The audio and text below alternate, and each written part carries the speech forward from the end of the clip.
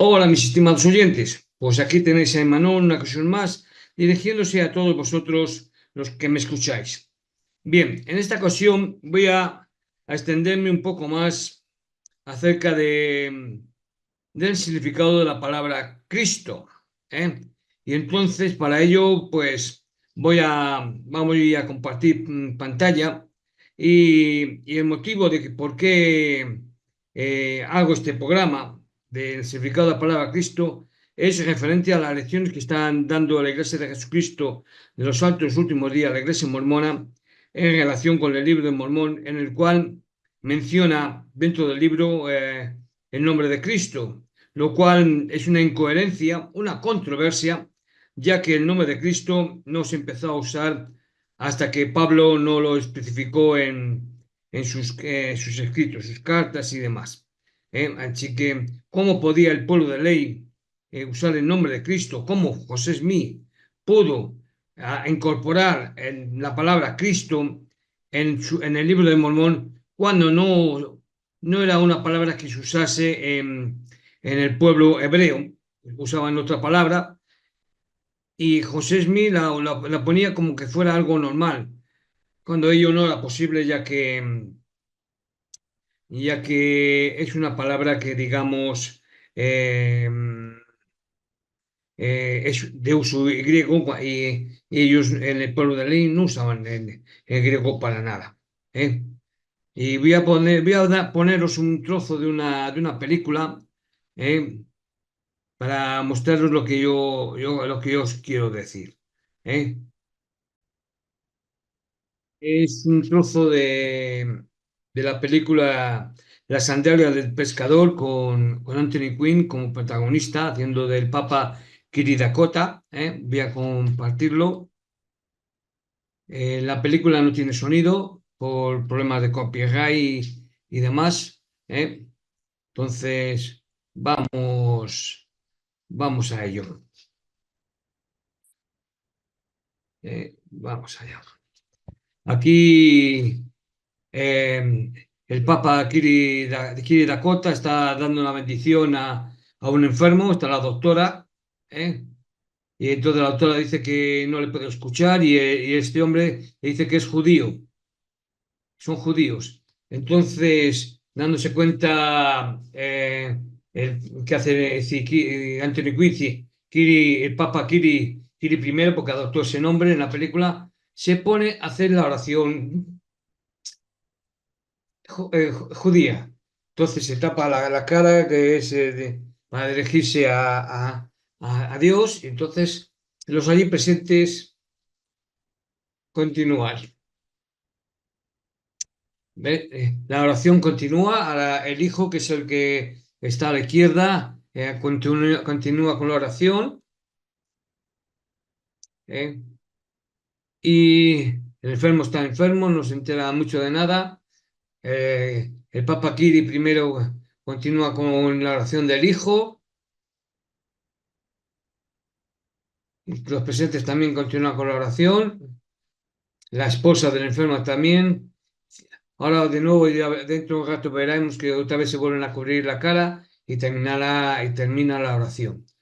¿Eh? Esta es digamos, una costumbre judía. La doctora está terminando ya de atender al paciente, ¿eh? Y los presentes están terminando la oración. ¿Ves? Ahí.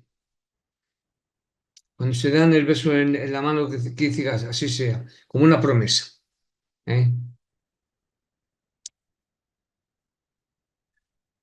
Entonces la doctora ha terminado y se va. El Papa Kiri primero se despide del hijo, del enfermo, y la despedida a la hora dice es salón. ¿Eh? Es ahí cuando dice salón. Ahora a la esposa le dice también salón y se van. Ujú.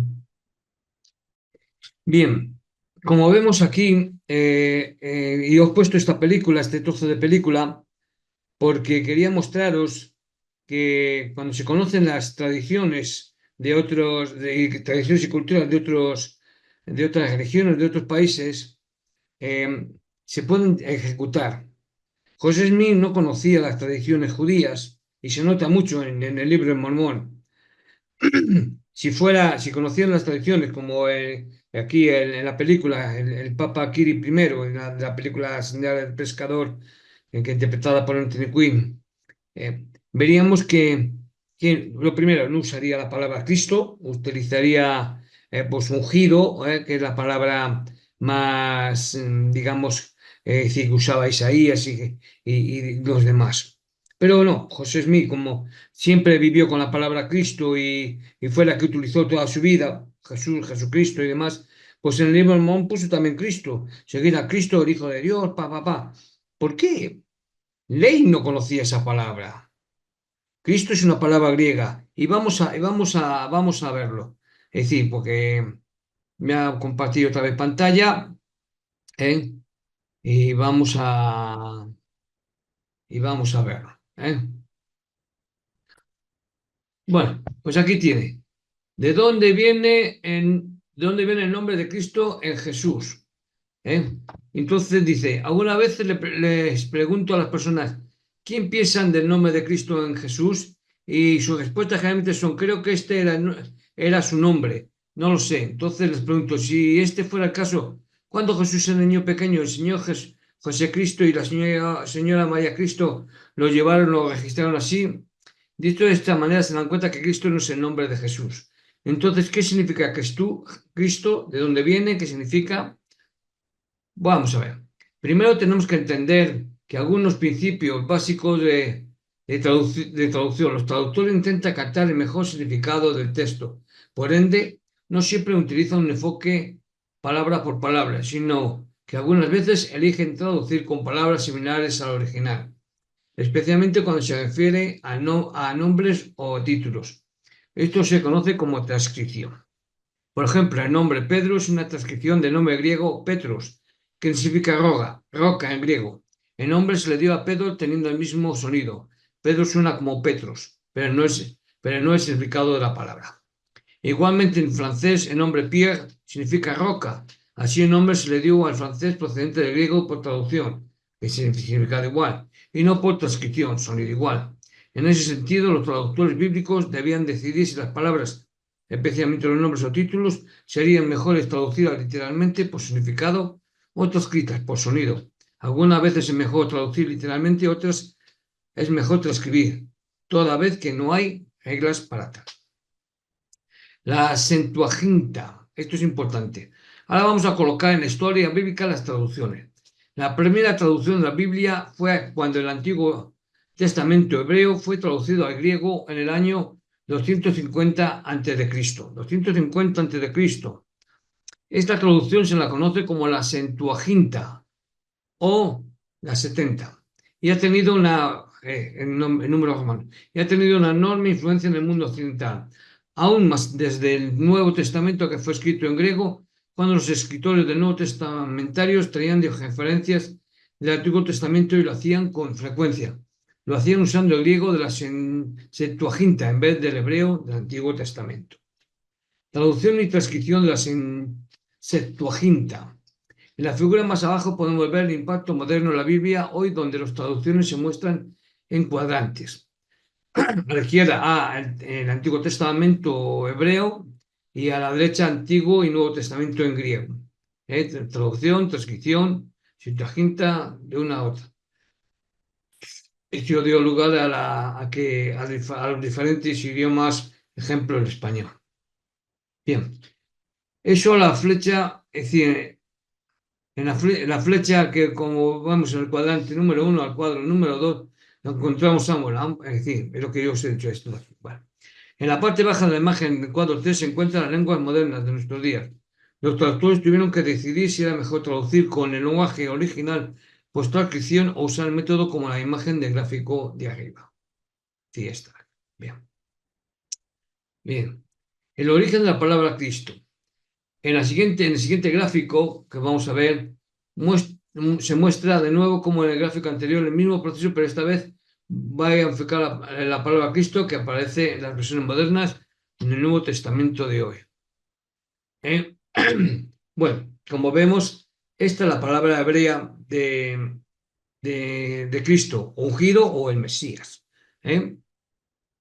Que es Masiyah, ¿eh? Mientras que en griego es Christos, que lo vemos aquí a la derecha. ¿Eh? Esto es la traducción de la Septuaginta. ¿Eh? Y como vemos, ya digo, ungido igual a Mesías igual a Cristo. ¿Eh? Se tradujo de griego al inglés, es la parte esta de aquí, y del hebreo al inglés. Cuando se desarrolló la Septuaginta, me llego aquí en esta parte, ¿eh? Cuando se desarrolló la Septuaginta en los 150 a.C., los traductores escogieron la palabra griega que es similar en significado, Cristo, que suena como Cristos, que viene de crío, que significa ungir ceremonialmente con aceite.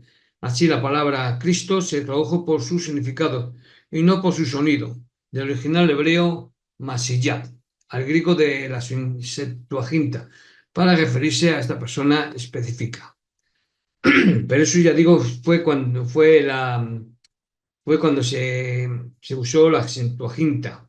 No todos usaban la Septuaginta. Los escritores del Nuevo Testamento entendieron que Jesús era la persona de la que se hablaba en la Septuaginta.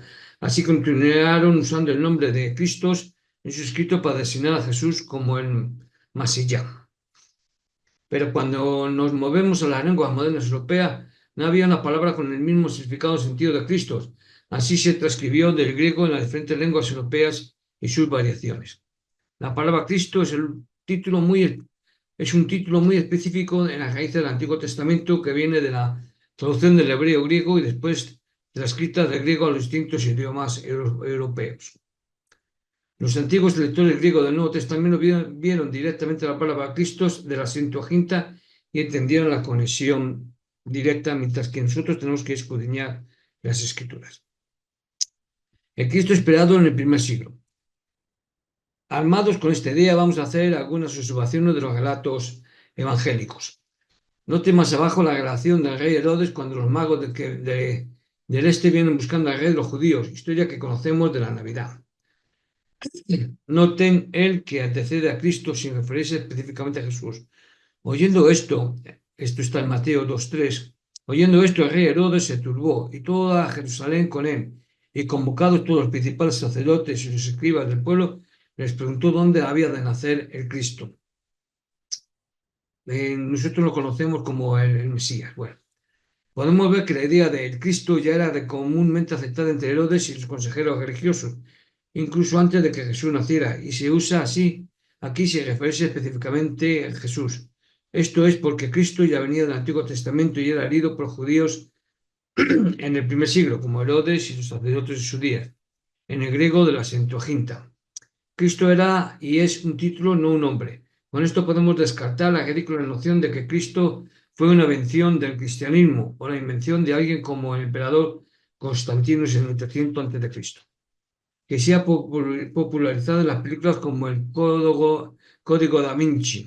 El término ya existía cientos de años antes de que hubiera cristianos o antes que Constantino llegara al poder. Profecías del Antiguo Testamento. Recordad que Cristo es lo mismo que el Mesías, lo mismo que el ungido. Entonces el Salmos nos dice que en Salmos 2, versículos 2 al 7, nos dice, se levantarán los reyes de la tierra contra Jehová y contra su ungido. ¿Ves? Ungido. ¿Ves? El que mora en los cielos se reirá, pero yo he puesto a mi rey sobre Sión, mi santo monte, y yo publicaré el decreto. Jehová me ha dicho, mi hijo eres tú. La Septuaginta griega era más leída que el hebreo en el primer siglo, tanto para judíos como para gentiles. El Salmo 2 de la Septuaginta se leería de esta forma: se levantarán los reyes de tierra contra Jehová y contra su Cristo. El que muere los cielos se reirá, el Señor se burlará de ello. Puede ver que Cristo es en el pasaje como lo leería en el primer siglo, pero el salmista continúa con más referencias a este Cristo que vendría, nota el siguiente segmento. Salmo 132 en hebreo. Por amor de David tu siervo, no vuelvas de tu ungido el rostro. Y en la Septuaginta, por amor de David tu siervo, no vuelva de tu Cristo el rostro. no voy a extenderme mucho, ¿eh?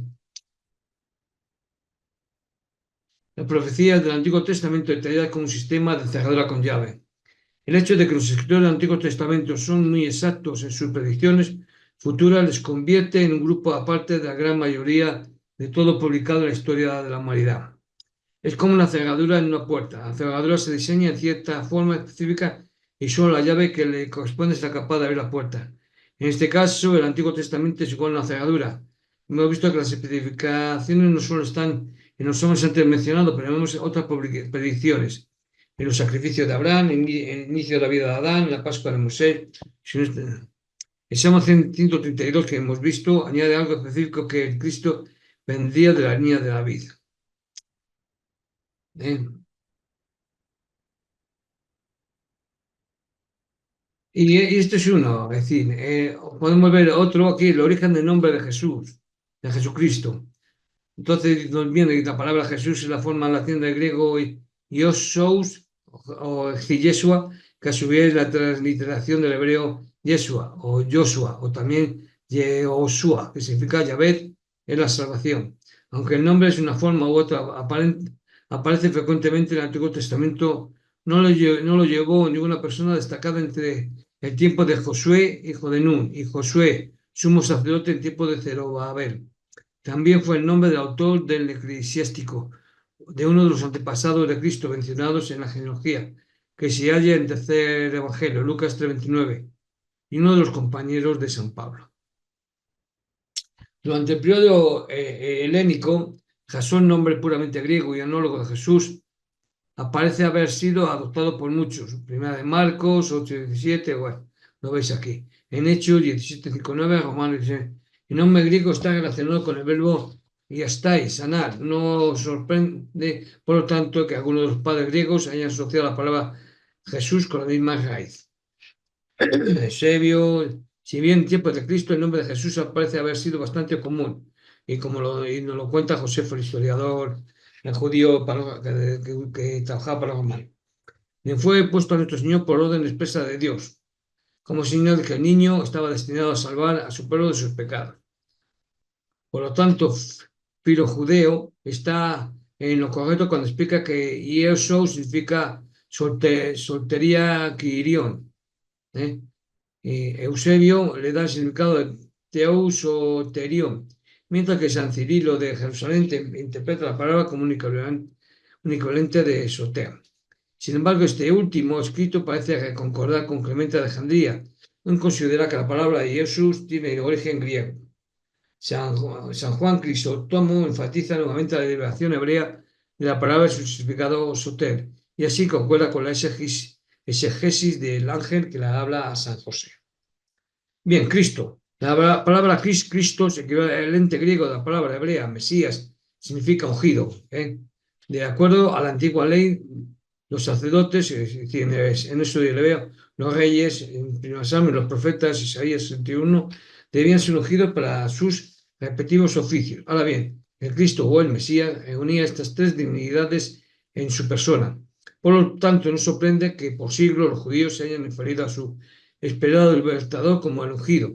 Quizá esta designación alude a Isaías 61:1 y a Daniel 9:24-26, e incluso a los Salmos 2, 20, 19 y 7, 45, 44, 8. De este modo, el término Cristo o Mesías era un título más que un nombre propio. No proprium nomen es, sed suno. Es decir, no es un nombre propio, es lo que está en la traducción del latín. Los evangelistas reconocen la misma verdad, excepto Mateo 1:1, 1:18, Marcos 1:1, Juan 1:17, que la palabra Cristo está siempre precedida por el artículo él. Solo luego de la resurrección el título se convirtió gradualmente en nombre propio y la expresión Jesucristo o Cristo Jesús se convirtió en una sola designación.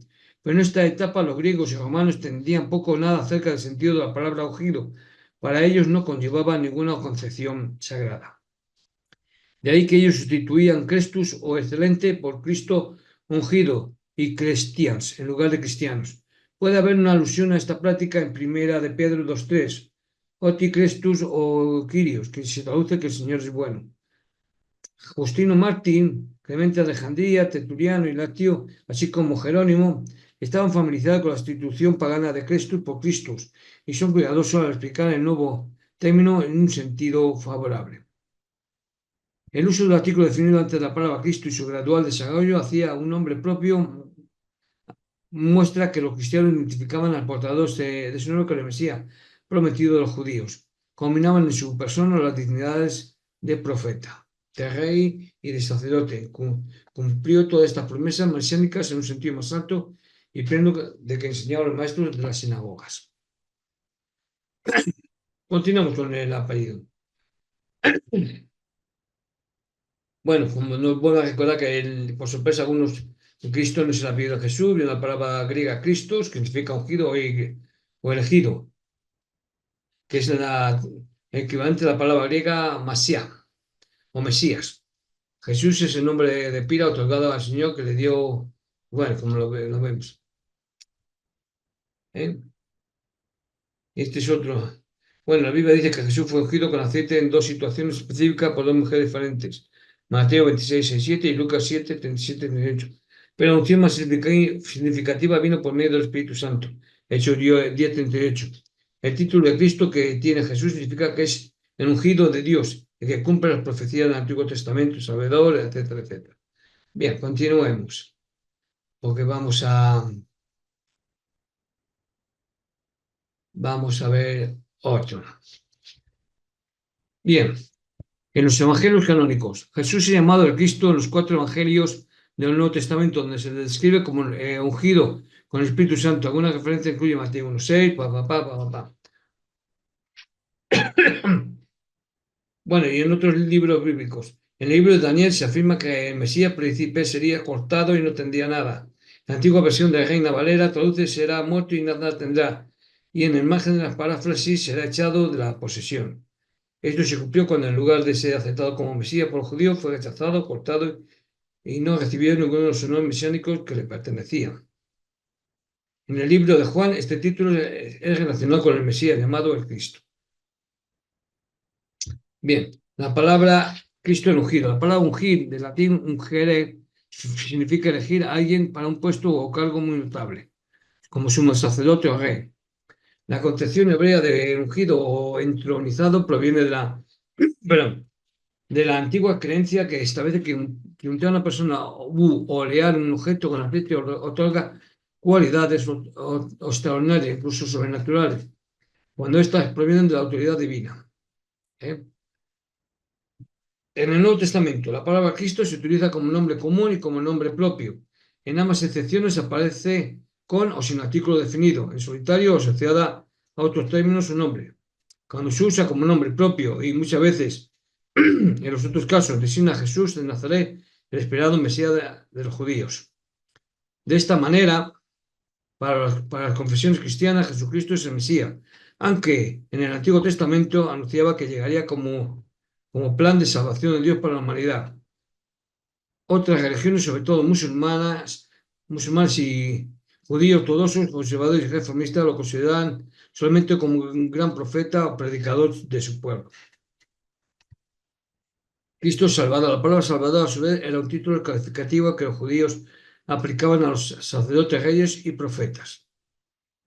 En la carta de Pablo a los romanos se explica lo que es la salvación, pero con más precisión en la carta del apóstol Pablo a los efesios. Cristo con su muerte y su resurrección es quien elimina la deuda del pecado humano y vehicula en su persona a esa gracia redentora. Bueno, cristianismo. La creencia cristiana, o más bien el Evangelio, afirma que Dios se manifestó a los hombres en la persona de Jesús de Nazaret, Yeshua, siendo el Hijo de Dios hecho hombre y por tanto el Mesías anunciado por los profetas Escrituras y ansiosamente esperado por Israel, según las Escrituras. De hecho, Jesús mismo afirmó ser el Cristo. En el Evangelio de Juan, cuando Jesús habla con la mujer samaritana, se registra el siguiente evento. La mujer le dijo: yo sé que el Mesías, llamado Cristo, debe venir. Cuando venga, nos anunciará esto. Jesús respondió: soy yo, el que habla contigo. Y luego, bueno, lo dice que también Marcos, en el capítulo 14. Bueno, el cristianismo surgió como una comunidad, la iglesia inspirada en la enseñanza de Jesús de Nazaret. Según San Lucas, en Hechos de los Apóstoles 36, los discípulos de Jesús fueron llamados cristianos por primera vez en Antioquía de Siria. La misión que los unía era la prédica de esta enseñanza por todo el mundo, prédica inicialmente llevada a cabo por los discípulos directos llamados apóstoles. Según los evangelios, Dios preparó un pueblo prefigurado en un pueblo de Israel, conducido por Moisés y los profetas, y al que Cristo encabezaba como jefe y salvador. Con este pueblo, Cristo realizaría una nueva alianza. El fin de este pacto es que todos conozcan a Dios Padre y a Jesucristo su Hijo, y en él tenga vida eterna. Es decir, en el Evangelio de Juan, es decir, Juan 3:16. Según el cristianismo, Jesús de Nazaret es el Cristo, el Mesías, Hijo de Dios, hecho hombre, según el Evangelio de Mateo, concebido por el Espíritu Santo y nacido de la Virgen María. En fin, y esto básicamente, es decir, no me voy a extender, pero vamos, el primero que utilizó en el Nuevo, es decir, en el Nuevo Testamento el nombre de Cristo fue Pablo, porque escribía en griego. ¿Mm? Vamos a ver qué más, es decir, otra referencia. ¿Eh? Bueno, sigue diciendo que Cristo es el Mesías, el ungido, ¿eh? Etcétera, etcétera. Y vamos a ver la última referencia que está en National Geographic. Vamos a ver.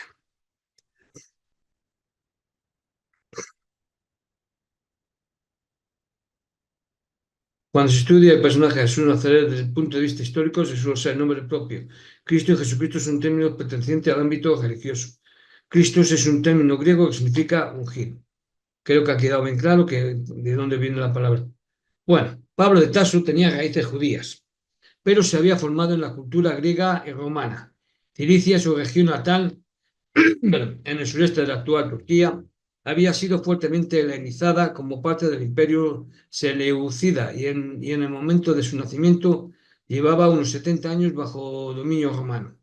A menudo se le llama el apóstol de los gentiles, porque nacido en el punto de confluencia entre el mundo oriental y el occidental, supo adoptar el mensaje evangelizador para hacerlo llegar a un público de cultura helénica. Al hablar de Jesús solía referirse a él como Jesús Cristo, Jesús el ungido, que se contrajo en el nombre de Jesucristo. Por la gran influencia que tuvieron sus escritos en la formación del cristianismo, este término terminó siendo adoptado en el ámbito religioso para hablar del personaje y su aspecto místico, mientras que el nombre Jesús se usaba para referirse al hombre. Y esto básicamente voy a dejar de compartir. Es el origen y por qué se le llama a Jesús histórico Jesucristo. Y con esto doy por terminado el programa de hoy. Espero haberme sabido especificar. Espera, no, antes de... Voy a terminar leyendo algo. Voy a terminar leyendo algo. ¿eh? Pablo de Tarso porque es una de las principales razones por las que el cristianismo es tan popular. Si bien tenía raíces griegas, y fue educado bajo la cultura grecorromana, se convirtió en seguidor de Jesucristo y en uno de sus principales evangelizadores. Pablo viajó por Asia Menor, Macedonia y Grecia, presentando al cristianismo como una religión nueva para los helénicos y refiriéndose a Jesús como Jesús Cristo. Ojo, esto aparte es muy importante, presentando al cristianismo como una religión nueva. Pero recordar, Pablo era judío. Este término básicamente significa Jesús el ungido y poco a poco fue transformándose hasta que quedó como Jesucristo, como hemos leído en National Geographic. ¿Pero qué quiere decir todo esto? Bueno, pues como hemos visto, un poco, es decir, para resumiendo, la palabra Cristo, equivalente griego a la palabra Mesías, significa ungido, de acuerdo a la antigua ley. Debían ser ungidos para sus respectivos oficios, es decir, para ser profeta, sumo sacerdote, etcétera, etcétera. Por lo tanto, nos sorprende que por los siglos los judíos se hayan referido a su esperado Salvador como el ungido. Y bueno, esto es básicamente resumiendo. Espero veros en el próximo programa. Hasta entonces, sed buenos, portaros bien y a, y a los que y a los santos de los últimos días que me vean o vean este vídeo, les diré que tengan cuidado porque José Smith era un embaucador, un mentiroso, un estafador, un hombre que en 1826 fue puesto en la cárcel en 1826 y se supone que en 1820 había tenido la primera visión, había visto, yo si veo a, a Dios Padre, a su Hijo Jesucristo, no se me ocurre salirme de la senda sabiendo que me ha dicho esto es lo correcto y demás. Pero no, él se puso a buscar tesoros y fue metido en la cárcel por ser persona, digamos, poco de fiar. ¿eh? Leeros la historia, de verdad. Hacer lo que os manda en Doctrinas y Convenio. Buscar la verdad en los mejores libros. Y quien dice libros dice también páginas de Internet. Aunque yo reconozco que en Internet hay tantas cosas buenas como malas. Es una espada de doble filo. Simplemente hay que saber cuál es lo bueno y cuál es lo malo. Pero cuando el río suena, agua lleva. Y José Smith no era de fiar. Créeme. No tengo nada más que añadir. Gracias por ver este programa. Os espero la próxima semana si os parece bien. Hasta entonces, sé buenos, portaros bien. Hasta pronto.